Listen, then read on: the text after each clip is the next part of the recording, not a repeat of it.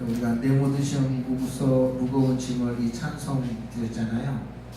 저는 이 찬송을 할 때마다 저랑 같이 사역했던 한 전도사님이 생각납니다. 참 이쁘시고 또 정의로우신 그 전도사님이십니다. 그분은 제가 요즘에도 최소한 한 달에 한 번 이상씩 같이 만나고 교제하고 그러는데요. 37에 혼자 되셨습니다. 남매 둘을 키우셨습니다. 다리가 되게 두꺼워요. 옛날에 이런 간증을 합니다. 자기는 젊었을 때에 다리가 두꺼워가지고 그게 그렇게 싫고 그랬대요. 나중에 하나님 앞에 너무너무 감사했대요. 제가 그분이랑 사역할 때가 90년대에 사역했거든요. 96년도 그때부터 사역을 했었는데 그 당시만 해도 여전사님들이 걸어서 사역을 많이 했었어요. 만약 자기가 날씬하고 다리가 얇고 그랬으면 이 전도사 사역을 못했을 거예요. 그러면 홀로 남겨진 그 두 자녀를 어떻게 믿음 가운데 양육했는지 그걸 생각만 해도 아찔하더라는 거예요. 그래서 그때는 참 그것 때문에 자기의 약점이라고 생각했는데 훗날에는 그것이 너무너무 감사했다고. 튼튼한 두 다리 주셔가지고 어디든 신방할 수 있어서 맡겨진 사역 감당할 수 있었고 그래서 자녀를 양육할 수 있었대요. 그래서 이 신방 가면 예배를 드리는데 어느 날 그 간증을 하는 거예요. 자기는 남편을 먼저 하나님 앞에 보내고 나서 그 처음 그 목사님이 신방 와서 불러준 찬송가가 요거 옛날 찬송가 363장이거든요. 그리고 새 찬송가 337장 내 모든 시험 무거운 짐을 이 찬송을 불렀대요. 그게 참 마음에 와닿았다. 그래서 그 찬송, 이 찬송을 평생 잊지 못한다 라고 간증을 해요. 그래서 그분하고 신방할 때는 정말 은혜로워요. 왜냐하면 실제적인 경험을 통해 가지고 했기 때문에. 그래서 요즘에 혼자 되신 분들이 많이 있잖아요. 저도 이제 한 교구를 맡아서 사역을 하다 보게 되면 뭐 여러 가지 이유들로 인해서 혼자 되신 분 이런 분들 경험하게 되는데 가면 그래요. 젊어서 혼자 되신 분들을 정말 그분이 예리해요. 그러면서 젊은 그 집사님들 하면 그래요. 난 네 마음 안다 이런 말이에요. 그러면 이제 그 젊으신 분들이 그냥 그 한마디에 막 울어. 네 마음 안다. 그러면서 그 보통의 사람들은 그런데요. 여인은 홀로 그 젊은 나이에 보내는 시간, 그 하룻밤만, 하루만 이 한순간만 나를 지켜달라고 그렇게 기도할 때가 많이 있더라고요. 그만큼 외롭고 쓸쓸한 것이. 그러니까 지금 우리가 내 옆에 같이 살 수 있다는 것이 얼마나 큰 감사하고 축복인 줄 알아야 돼요. 특히나 이 젊은 사람들. 알아야 돼요. 그래서 자기는 정말로 그렇게 기도했대요. 하나님, 하루를 견딘다는 것도 너무 힘들어요. 한 순간, 이 순간만 좀 이기게 해주세요. 그런 얘기를 해요. 그런 간증들을 들으면서 이 찬송 가만히 보게 되면은 이 점진적인 찬송가가 1절부터 4절까지 내용을 한번 쭉 한번 다시 한번 봐보세요. 내 모든 시여 무거운 짐이야. 근데 그것이 내 모든 괴로움으로 다가오게 되고 그것이 점점점 무거워져. 그래서 정말로 그 시험은 나에게 있어서 무서운 죄로 나아가게 돼요. 이런 것들을 하나님 앞에 바친다고 할 때, 찬송할 때에 정말 그 은혜의 주님만을 바라는 이런 신앙, 그 믿음이 이제 마음속에 깊이 다가온 적이 있거든요. 그래서 이 찬송을 부를 때마다 저는 그런 생각들을 해요. 차례도 점진적으로 그렇구나. 무거운 짐. 이것이 너무 괴로워. 점점 감당할 수 없는 무거움이죠. 그것을 주의 은혜로 이기지 못하면 무서운 죄악 가운데 빠질 수밖에 없는 것이 우리 인생이다라는 이런 마음들을 많이 가지게 되죠. 하나님께서는 하나님의 백성들을 정말로 불쌍히 여기시고 건져주시고 또 이겨주시는 그 은혜를 베풀어 주시는 하나님이십니다. 우리가 이러한 시대에 믿음을 가졌다는 것은 참 그렇기 때문에 중요합니다. 오늘 제목이 뭐예요? 제목이 말씀을 통하여 말씀하시는 하나님. 말씀을 통하여 말씀하시는 그 하나님이라는 제목의 말씀인데요. 한국교회를 바라보면서 어렸을 때 신학교 때부터 기도했던 내용이 있어요. 그건 뭐 지금도 기도하고 앞으로도 기도할 겁니다. 우리나라가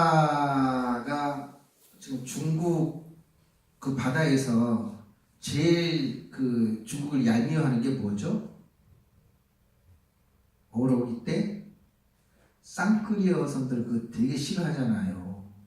그런 분들은 와가지고 그냥 맨 바다 밑까지 해가지고 조그만 그 새끼 그 새치들까지 다 끌어가가지고 우리나라 그 어장이 완전히 쑥대밭이 되고 자라지도 못하고 씨를 말려버리잖아요. 그걸 싫어하는 거잖아요. 우리나라는 법적으로 일정 코 이상씩 해가지고 어린 거는 빠져나가고 웬만한 크기 이상의 그런 그 생선들이나 고기들을 잡도록 해요. 그래야지만이 그 씨가 남아 있어서 어장을 살릴 수가 있고, 그래서 후세 세대에 많이 같이 계속해서 그 어로, 그러니까 그 어부 수확을 얻을 수가 있는 거거든요. 근데 중국 그 배로 와가지고 완전히 코가 촘촘히 쌓여 있어가지고 씨를 말리는 거예요. 그래서 어장이 죽어가는 거예요. 이걸 또 많이 싫어하는 거예요. 물론 불법도 있지만은 그게 제일 큰 문제였었거든요. 이런 사회 현상들을 바라보면서 한국교회는 어떨까라는 거예요. 한국교회는 어떨까? 이런 때문에 한국교회가 메가처치, 또 이런 큰 교회, 그리고 또 뭐 그런 가운데에서 어떤 우리 교회 듣기 좋은 설교 이런 것들을 따라가잖아요. 가끔가다 교회를 오가면서 길가에 큰 도로에서 지나갈 때에 물론 자기들은 그게 어떤 자랑스럽고 교회 홍보도 되고 하니까 큰 대형 버스에 무슨 교회 운행하는 거 있죠. 그것도 그 큰 교회가 어떤 때는 골목까지 운행을 해요. 백화점이 백화점차 운행하는 거 보면서 골목 상권 죽인다고 막 비판하고 그래가지고 요즘 못하게 하고 있잖아요. 그죠? 한번 생각해 보세요. 그런 사회 현상과 그런 국가적 상황을 속에서 보면 나쁜 놈들이라고 그래. 그러면은 큰 대형 교회들이 그런 대형차 1호차, 2호차, 3호차 막 하면서 성도들을 실현하는 건 여러분 어떻게 생각하십니까? 쌍끌이 교회 아닌가? 한번 생각해 봐야 돼요. 적어도 하나님의 교회는 성경에서 우리가 볼 때 메가처치가 아니라 로컬 처치가 돼야 돼요. 지역교회. 그러니까 교회에 우리가 차를 가지고 그 교회 섬기기 위해서 왔다 갔다 하는 건 괜찮아. 그런데 마치 교회를 데려오기 위해서 심지어는 골목까지 그냥 굽이굽이 돌아가지고 성도들을 키워가지고 자기 교회에 끌고 가는 이 쌍끌이 교회들을 바라보면서 때로는 분노가 막 쓸 때가 많이 있어요. 불쌍하지도 않나? 그래! 좀 건강하고 힘이 있고 운전할 수 있는 분들 가서 섬겨도 괜찮아. 그렇게 하시라고 그래. 우리 교도 그러니까. 그런 차가 없어서 그렇게 누가 태워만 줘야 되고 그런 차를 타야지만 될 수 있는 그런 성도들이 있잖아요. 연로하신 어르신들. 그런 분들이라도 좀 지옥교회 보내주면 안 되나? 그런 생각 안 드세요? 다 끌고 가, 다. 그래서 사실은 신학교 다닐 때부터 우리 한국교회를 위한 기도들 중에 그거 하나가 사실 계속해서 해오고 있습니다. 하나님, 한국교회에 대형 버스 주일날 차량 운행하는 거 좀 없애주세요. 나 혼자만의 기도였던 것 같아요. 오늘부터 여러분 우리가 조금이라도 의식이 있다면 그 기도를 해야 돼요. 저도 교회 생활 해보니까 절대 권력은 절대 부패한다고 있잖아요. 스스로 자립할 수 있는 그 이상의 규모를 가진 교회들 뭐 전부는 아니겠지만 그 안에는 부패할 수밖에 없는 구조를 가지고 있어요. 아무리 아니라고 해도 들여다보면 그래요. 그래서 어떤 의미에서는 우리가 교회를 앞으로 추구해 나감에 있어서도 어떤 큰 교회, 이런 메가처치를 추구해 나가는 것이 아니라 정말로 그 지역에서 기반을 두고 지역을 섬길 줄 알고 그곳에서 영향을 끼칠 수 있는, 그렇게 해서 자립하고 많이 넘쳐나면 분립해서 또 같이 나누고 이런 교회들로 나아가는 건 상당히 중요하죠. 오늘 본문의 전체적인 말씀은 그런 거예요. 하나님께서 오전에 말씀드렸던 것처럼 뭘 주셨어요? 시내산에서 율법을 주셨어요. 그리고 성막을 만들어서 지금 오늘 본문에 이르기까지는 짓게 만들었어. 단지파의 오골리아, 그리고 저쪽 누구였었죠? 유다지파 해가지고 그 지혜를 주셔서 하나님의 성막을 짓게 만들었어요. 그래서 하나님의 성막도 여러분 큰 게 아니에요. 사실은 보면은 보통 가로 30m,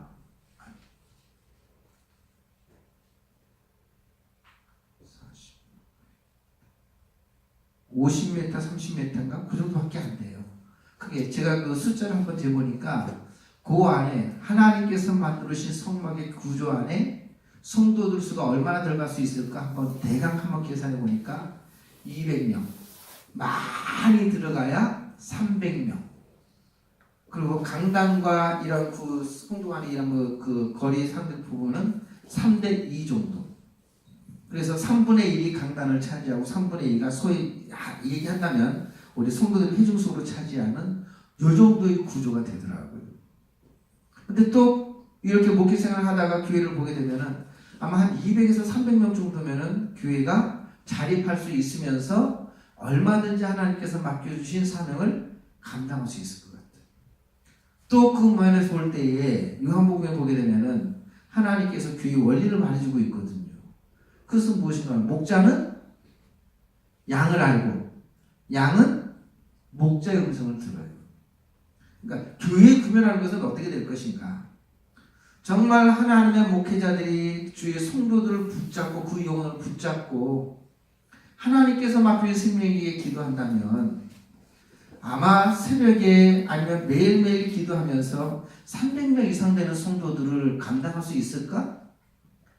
해보니까 안 될 것 같아요.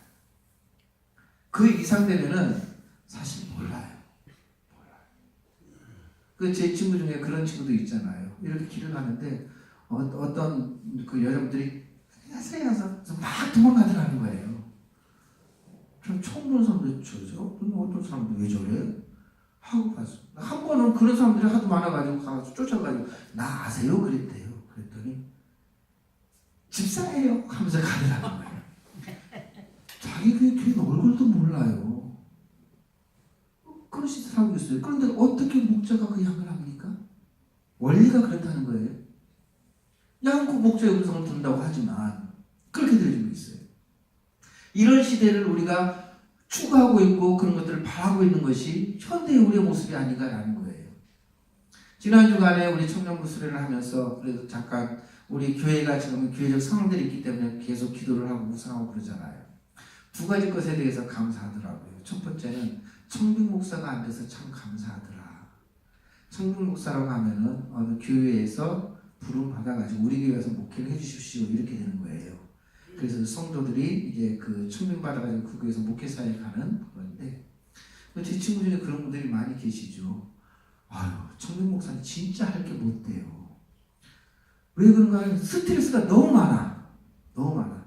왜 스트레스가 너무 많은가 하면은 성도들이 하나님의 그런 목회자로 불렀잖아요. 목회자로 불렀는데 그때서 딱 불러놓고 나서부터 그때부터 보는 거예요. 어떻게 하나 보자. 그리고 1년 지난 다음에 계산을 하는 거예요. 목사님은 우리 교회 올 때 성도가 지금 몇 명인데 지금 우리 교회가 이렇게 됐다. 비교를 하게 되는 거예요. 실질적으로 쫓겨난 사람도 많아요. 아니 우리 교회 올 때 성도가 200명이었는데 지금 150명밖에 안 남았네? 그 목사 능력 있는 거예요? 무능한 목사예요? 그 목회자가 어떤 목사인가를 보는 게 아니라 이 사람이 오고 나서 교회가 얼만큼 많이 부흥했느냐 줄어들느냐 이걸 보게 되는 거예요. 일정한 이상의 어떤 그 효과를 내지 못하면 있잖아요. 아주 그냥 사람 취급을 안 해요. 목회자 취급을 안 해요. 이런 애들이 많이 있어요. 실질적으로 만나서 얘기하고 그러면 그런 거 막 토로해요. 그래서 그러다 보니까 자기 자신 스스로의 자책에 빠져. 나는 무능한 목사래요.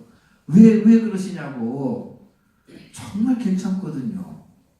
기도도 열심히 하고 또 언어적 능력도 뛰어나고 설교도 잘하고 우리 교회도 제가 몇 번 데리고 오신 분이에요. 얼마나 잘하는지 몰라요. 그런데 그 스트레스는 뭔가 교회에 이렇게 청구받은 지 얼마 됐는데 교회 수가 늘어나질 않는다는 거야.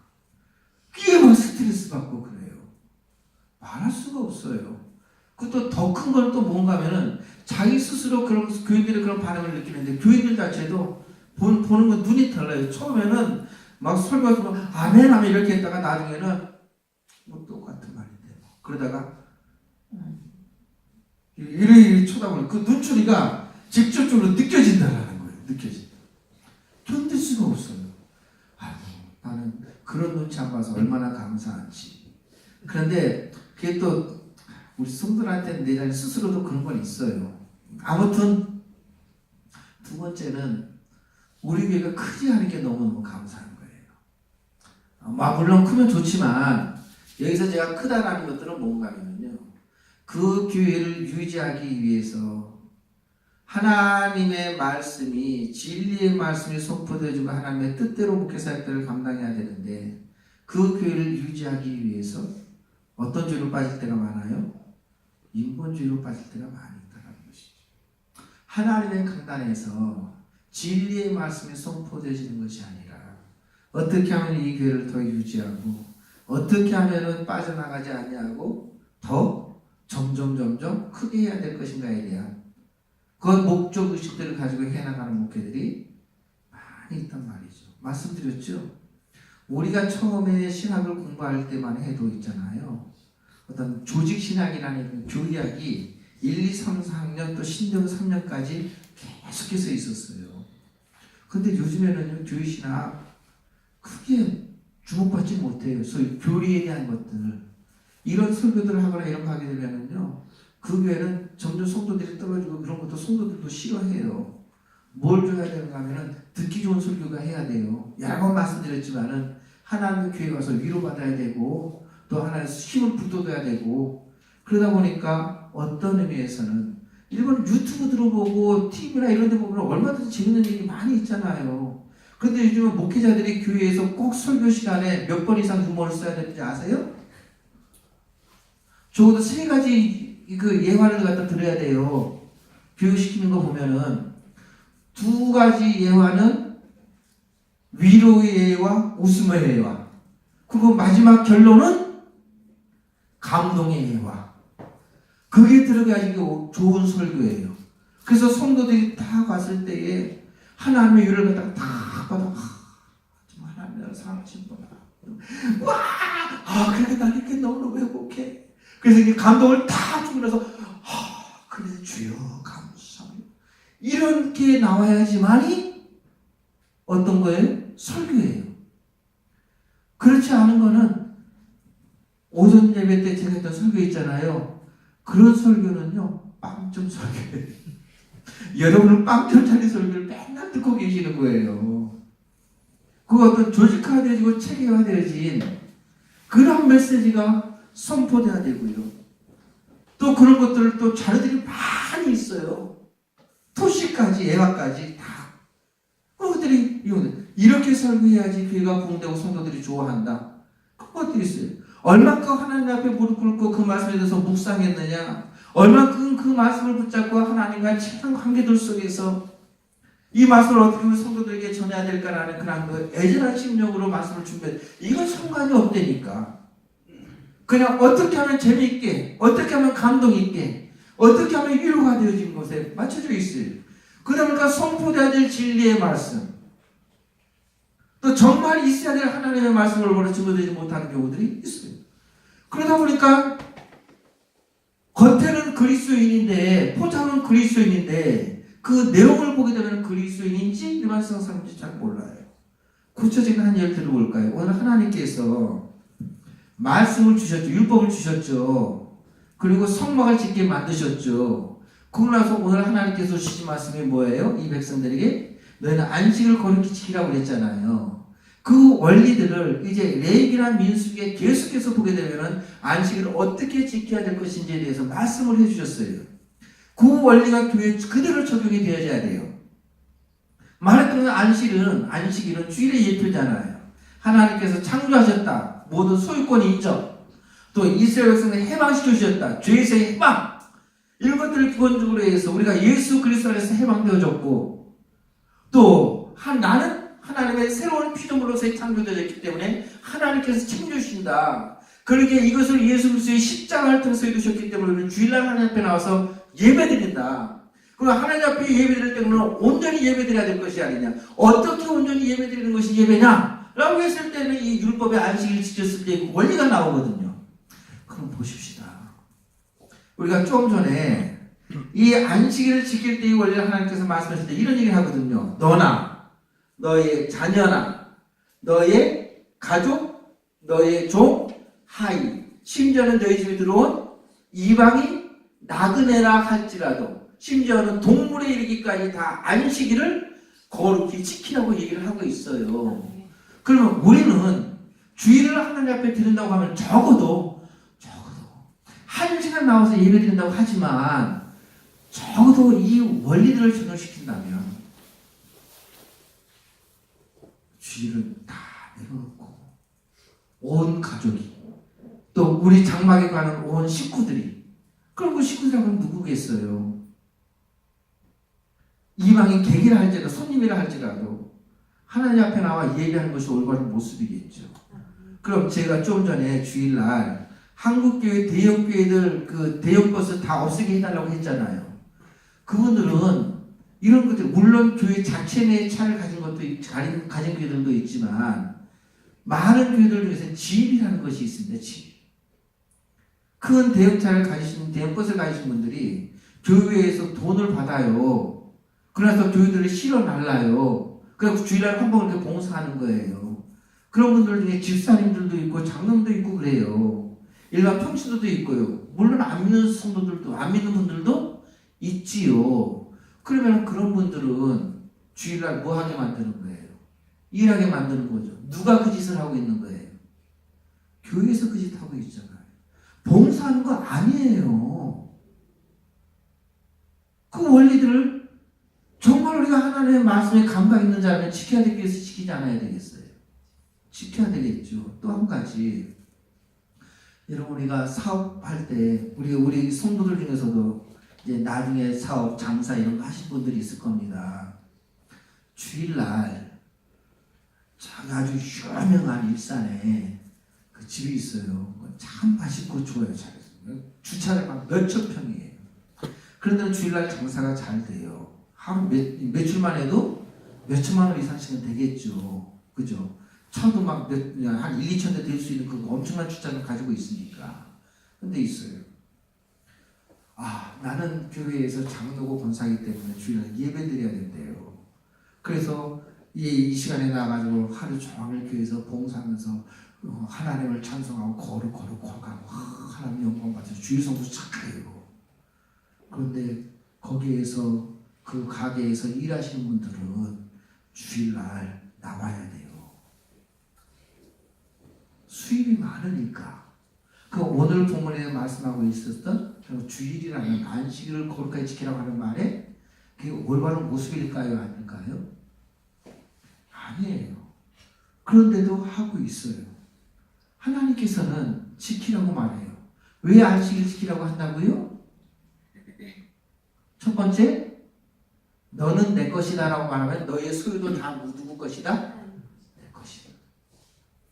그리고 이 내 것 창조했다고 그랬죠. 두 번째, 이 백성들을 애굽에서 해방시켜 주셨다고 그랬잖아요. 그런 것은 결국 내 것이라고 하는 것은 하나님께서 어떻게 해주신다? 책임져 주신다는 거예요.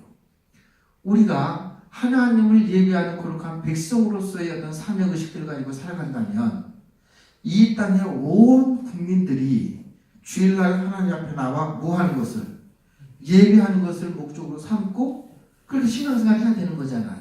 그죠? 그러려면은 우리가 실제적으로 주일날 성경 말씀처럼 다 하는 거야. 그래서 우리 집 고기나 아니면 우리 집 상품을 살려면은 주일날 하면 안 돼. 언제 와야지 돼요? 그렇죠. 다른 평일날 와야지 돼. 주일날 저기 꼭 가야 되는데 문 닫네. 왜 닫지? 아, 우린 신앙인이에요. 성경에 안식을 성수하는 것처럼 우리는 주일을 지키고 있습니다. 우리는 이 나라에 살고 있는 모든 백성들이 아니면 나를 알고 있는 모든 분들이 나처럼 예수 믿고 나를 창조하신 하나님, 나를 구원해 주시는 하나님, 그리고 나를 챙겨주시는 하나님, 그 하나님 믿기를 원해요라고 당당히 외칠 수 있죠. 그런데 그렇지 못하는 경우들이 많이 있죠. 오늘 안식일의 그 원리들을 오늘 성경에서 말씀을 해주고 있잖아요. 이같이 지켜라. 이같이 지켜라. 이것이 하나님의 말씀이고 하나님의 음성이에요. 왜 우리가 성경을 아는 것이 중요한가 하면은 우리는 생각이나 우리의 사고로 신앙생활을 하는 것이 아니라 하나님의 말씀이 우리의 삶의 원리가 되어야 돼요. 그래야지 하나님의 뜻 가운데 세워져 나아갈 수가 있죠. 안 그러면은 일반적인 보편적 사고, 합리적 사고, 지난주에도 말씀드렸던 것처럼 이제는 교회라는 것들이 거룩성이 상실되어진 시대를 살고 있어요. 누구든지 교회를 세우고요. 누구든지 목회자 되고요. 누구든지 설교를 하게 되고요. 여러분, 하나님께서 분열 왕국 시대에 북이스라엘에 여로보암 왕이 있어요. 여로보암 왕. 그 여로보암 왕이 자기 생각대로 레위인들을 그 북이스라엘 지역에서 레위인들을 내쫓아. 그리고 그 땅에 있는 백성들 중에 요즘 말로 너 목사 되고 싶니? 너 목사해. 요즘에도 그런 일 많이 있다니까요. 어제까지 집사고 어제까지 권사님이고 어제까지 장로였었는데 어느 날 갑자기 나 목사 됐어요. 나 목사야. 이런 분들 많이 있어요. 자기 생각대로 되는 거예요. 그러니까 하나님께서 세워놓은 어떤 규례나 이런 것들이 파괴된 지 오래됐어요. 소위 각 교파별로 교단이라는 것도 있잖아요. 요즘에 이제 교단도 자기 싫으면 있잖아요. 그냥 떨어져 나가버려요. 자기 마음대로 해버리는 세대가 돼버리고 말았어. 말씀드렸죠? 스님이 설교한대요. 설법이 아니라 설교한대요.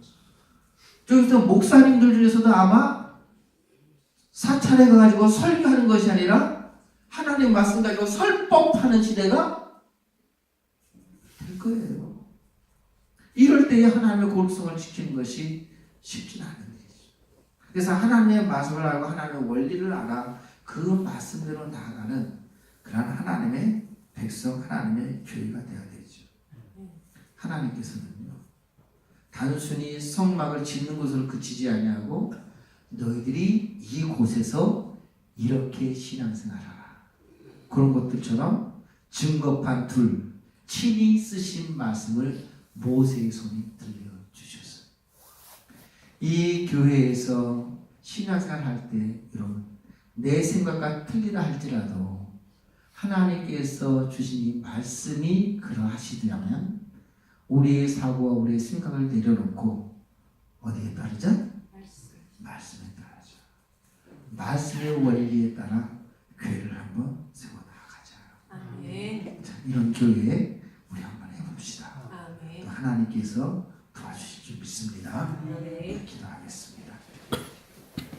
하나님 아버지, 하나님께서 말씀해 주신 말씀의 원리가 우리 신앙이 되게 하시고 믿음이 되게 하시고 또 우리 교회가 되게 하시고 우리 성도가 되게 하여 주시옵소서. 감사드리며 예수님의 이름으로 기도 올립니다. 아멘. 우리 찬송 드리실 텐데요.